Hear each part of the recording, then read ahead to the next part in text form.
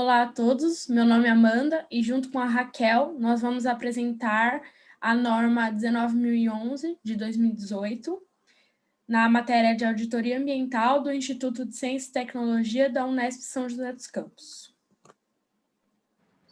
O programa de auditoria, ele abrange os itens 5.4 até 5.5.2, onde a Amanda vai falar sobre o programa de auditoria, as responsabilidades, as competências e a extensão do programa, e eu vou falar sobre os recursos do programa, sua implementação, as generalidades e os objetivos, escopo e critérios para uma auditoria individual.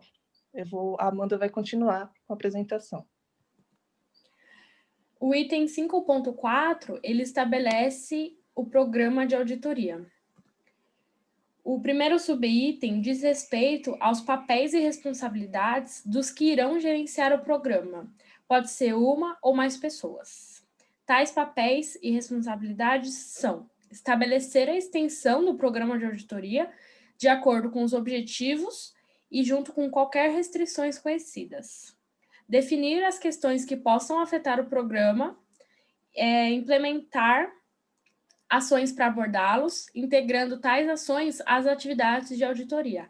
Essas questões, elas podem ser internas ou externas, riscos e oportunidades que podem afetar o programa.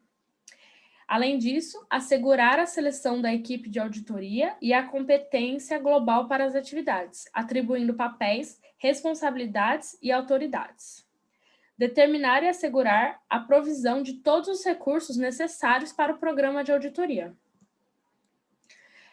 Estabelecer todos os processos pertinentes, incluindo para coordenação e agendamento de todas as auditorias determinadas no programa, estabelecimento de objetivos, escopo e critérios das auditorias, determinação de métodos de auditoria e seleção da equipe auditora, avaliação de auditores, estabelecimento de processos de comunicação interna e externa, assegurar que a informação seja propriamente documentada e mantida, monitorar, analisar, criticar e melhorar o programa de auditoria. E, por fim, é papel e responsabilidade das pessoas que gerenciam o programa comunicar o tal programa elaborado ao cliente da auditoria e solicitar a sua aprovação. Já o item 5.4.2 traz diretrizes sobre as competências das pessoas que irão gerenciar o programa. É relevante o conhecimento da gestão de risco, gestão de projeto e processos, tecnologia da informação e comunicação. Convém que as pessoas que gerenciam o programa de auditoria se engajem em atividades de desenvolvimento contínuo para manter as suas competências necessárias para a função.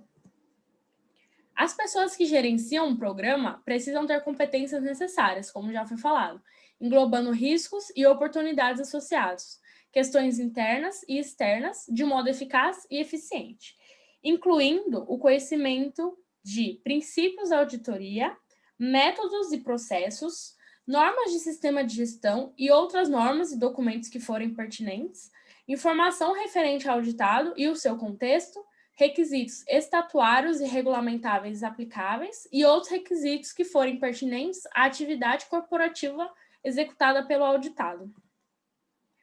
Já o item 5.4.3, ele estabelece as questões para se definir a extensão do programa de auditoria.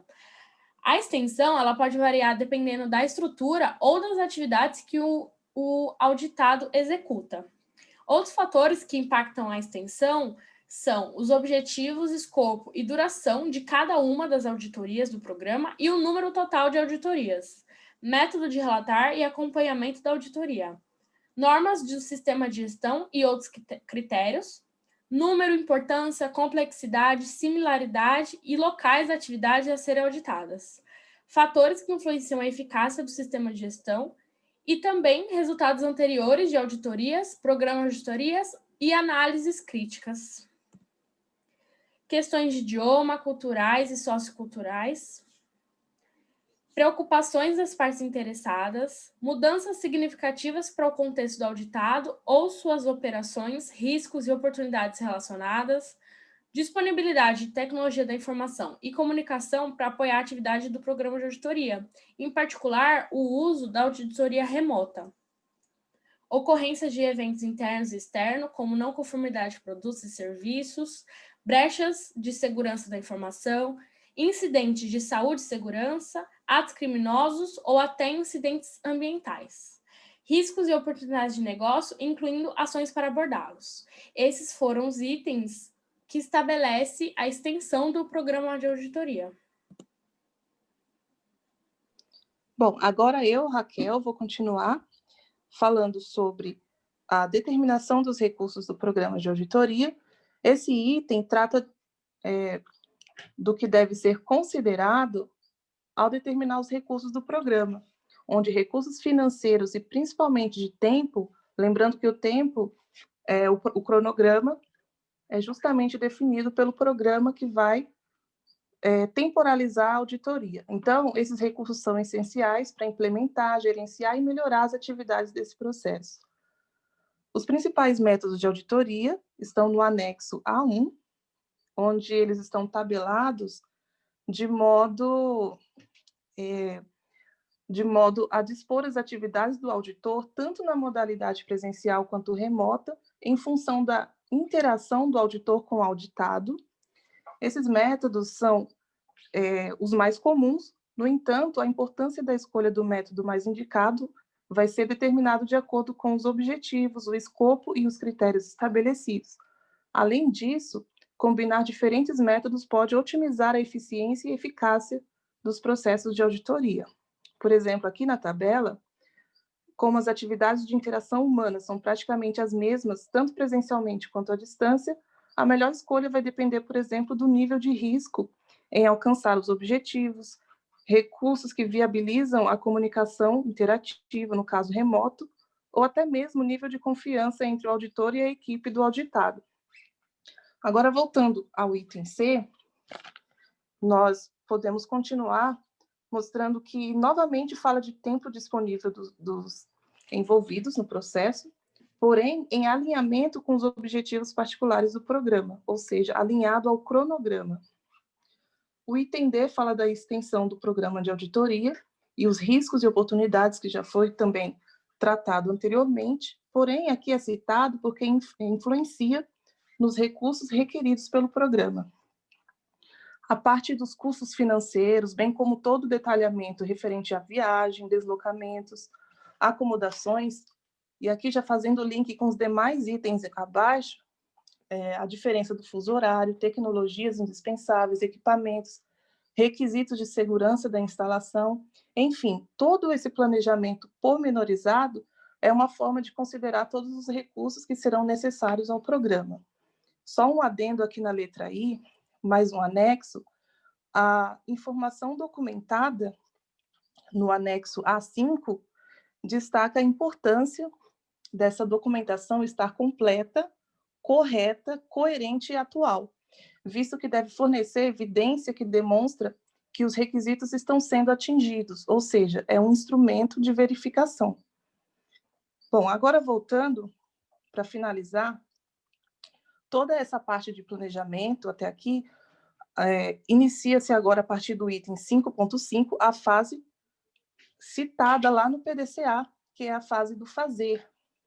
Então, no próximo slide, as atividades operacionais listadas vão desde os mais subjetivos, como no próximo slide, comunicar, especificar, selecionar, coordenar e assegurar até mais concretas, como fornecer recursos. No entanto, todas essas atividades são como que um checklist das atividades a serem executadas pela pessoa que gerencia o programa de auditoria. E a lista continua também no próximo slide, que é assegurar a condução das auditorias de acordo com o planejado, ou seja, de acordo com o programa. E é possível notar também, ao longo de toda a norma, e no próximo item, a ênfase que é dada para os riscos. Então, por isso que o gerenciamento de riscos e oportunidades é uma competência que é exigida para o gerente do programa de auditoria ambiental. E ele também deve gerenciar apropriadamente toda a documentação relativa às atividades de auditoria, ter controle operacional e visar sempre as oportunidades de melhoria do programa de auditoria ambiental.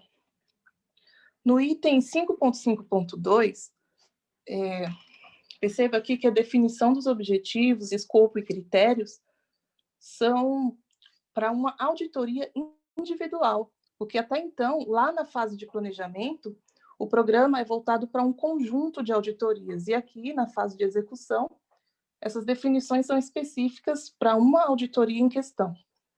Então, no item a extensão da conformidade é a abrangência física ou temática, por exemplo, de acordo com os critérios que se deseja avaliar. Outra abordagem também de risco, novamente, nós observamos no subitem 2 da letra B, e há um exemplo disso, podemos ilustrar uma suposição, por exemplo, de uma auditoria sendo realizada no setor produtivo de uma empresa, porém esse setor tem 3 turnos de trabalho, e essa auditoria delimita apenas os 2 primeiros turnos.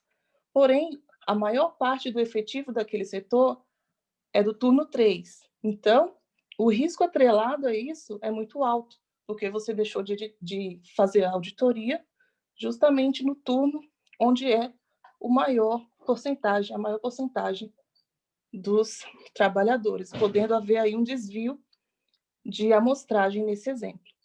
Então, toda essa preocupação com os riscos é uma constante. E nessa etapa também de definição é onde será avaliada a eficácia do sistema, identificar as suas oportunidades de melhoria e também avaliar se o sistema de gestão é adequado, suficiente, no contexto estratégico do auditado.